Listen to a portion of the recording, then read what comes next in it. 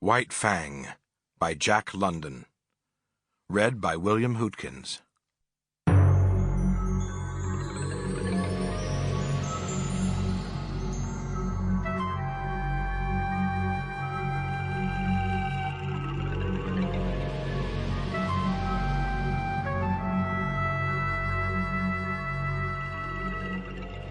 Dark spruce forest frowned on either side the frozen waterway. The trees had been stripped by a recent wind of their white covering of frost, and they seemed to lean toward each other, black and ominous in the fading light.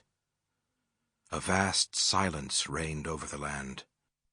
The land itself was a desolation, lifeless, without movement, so lone and cold that the spirit of it was not even that of sadness.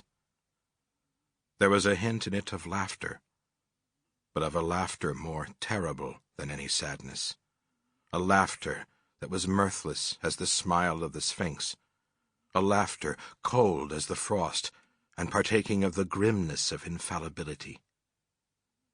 It was the masterful and incommunicable wisdom of eternity, laughing at the futility of life and the efforts of life.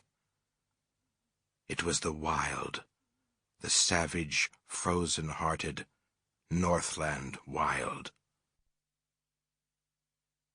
But there was life abroad in the land, and defiant. There was sound. Far and faint, in the remote distance, the cry of the hungry wolf pack as it took the trail of meat. Running at the forefront of the pack was a large gray wolf. It was he who directed the pack's course on the heels of the she-wolf. It was he who snarled warningly at the younger members of the pack, or slashed at them with his fangs when they ambitiously tried to pass him. And it was he who increased the pace when he sighted the she-wolf, now trotting slowly across the snow. She dropped in alongside by him, as though it were her appointed position, and took the pace of the pack. On her other side ran a gaunt old wolf, grizzled and marked with the scars of many battles. He ran always on her right side. The fact that he had but one eye, and that the left eye, might account for this.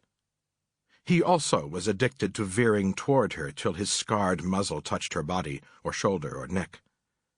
As with the running mate on the left, she repelled these attentions with her teeth, but when both bestowed their attentions at the same time, she was roughly jostled.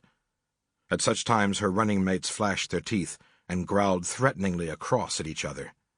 They might have fought, but even wooing and its rivalry waited upon the more pressing hunger need of the pack. After each repulse, when the old wolf sheared abruptly away from the sharp-toothed object of his desire, he shouldered against a young 3-year-old that ran on his blind right side.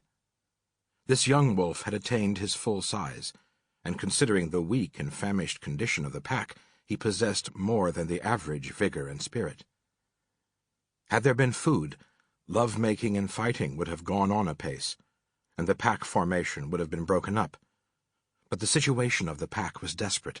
It was lean with long-standing hunger. It ran below its ordinary speed. At the rear limped the weak members, the very young and the very old. At the front were the strongest. Yet all were more like skeletons than full-bodied wolves. They ran many miles that day. They ran through the night, and the next day found them still running. They were running over the surface of a world frozen and dead. They alone were alive, and they sought for other things that were alive, in order that they might devour them and continue to live. They crossed low divides and ranged a dozen small streams in a lower-lying country before their quest was rewarded. Then they came upon moose. It was a big bull they first found. Here was meat and life, and they flung their... Sample complete. Ready to continue?